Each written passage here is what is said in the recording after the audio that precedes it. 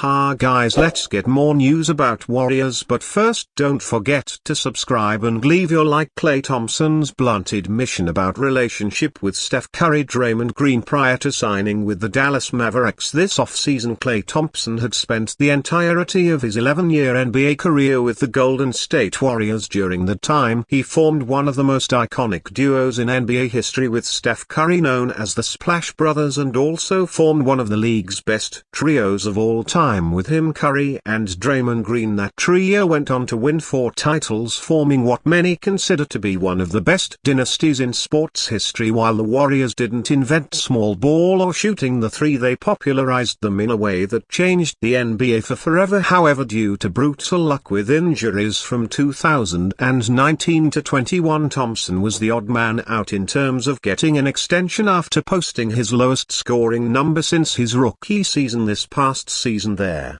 Dubs and Thompson couldn't reach a deal on Tuesday. His former teammates will go from friends to rivals as the Mavericks are taking on the Warriors in the group stage of the NBA Cup. However, the term friends maybe should be used a bit loosely, as Thompson revealed to Mark J. Spears of ANScape that the iconic trio hasn't been in contact since his departure. "I'm locked in." Not really, Thompson said when asked if they stayed in touch. "I will see them when I see them, that's it." When discussing what he misses about Golden State, THS been told Spears the one thing he misses about the Bay is the water. While Thompson was known for driving his boat to gain, he appeared to make it a point to emphasize that the Golden State chapter of his life is behind him, even with the team honoring his return on Tuesday with a video montage, bobblehead giveaway and a speech from Curry. Thompson made it a point to emphasize the fans will appreciate it more so than he will. "I guess it's a good thing for the fans, so kudos to that," Thompson said. Maybe they grew apart, or maybe Thompson still isn't thrilled with how his time in the Bay ended. Regardless, Thompson and his former teammates will be going at it for the first time in their careers, a sight that will be weird for an entire generation of NBA fans. Advanced stats highlight the Warriors' outrageous depth when the Golden State Warriors failed to land a marquee player like Paul George or Lauri Markkanen in the offseason and were unable to resign their free agent homegrown Hall of Famer in Klay Thompson. They pivoted to something less flashy but perhaps equally valuable: depth. The Warriors stacked up depth upon depth upon depth, so much so that their first off-season addition, Lindy Waters III, brought in explicitly to be a key bench piece, was squeezed from the team's laughably large 12-man rotation. When Steve Kerr announced the 12-man rotation, he said that he couldn't justify taking 2 players out of the mix, and after 10 games which see their Warriors tied atop the Western Conference despite playing just 3 times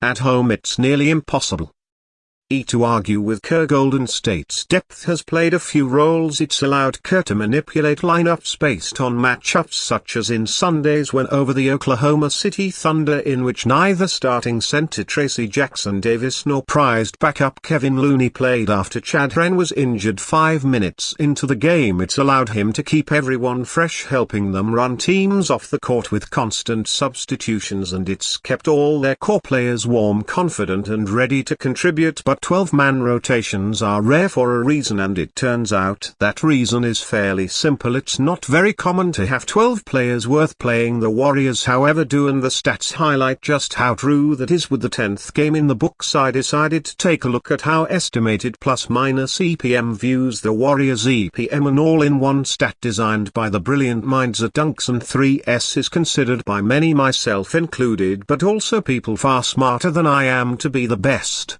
all-encompassing stat in basketball. As all stats EPM needs some context and salt taken alongside it, except when it proves the point we're trying to make, and it certainly proves the point I'm trying to make for the most part. That matches the test. Curry is a lead on offense and underrated on defense. Green and Payton are elite on defense and underrated on offense. Melton is underrated everywhere. Hield and TJD are all offense, and Anderson is all defense. Kuminga, Wiggins, Moody, Looney and Podziemski are quality players on both ends. lens it all mostly makes sense, even if there's plenty of to pick nits. I think most Warriors fans would probably say that the metric is underrating Wiggins' defensive contributions, but what stood out to me is the number next to PMK's name, 175 by EPM. The worst of the Warriors' 12 rotation players is still the 175th best player in the league. There are 30 teams in the NBA, which means that on average each team has 5.8 players in the top 175. The Warriors have more than doubled that. That's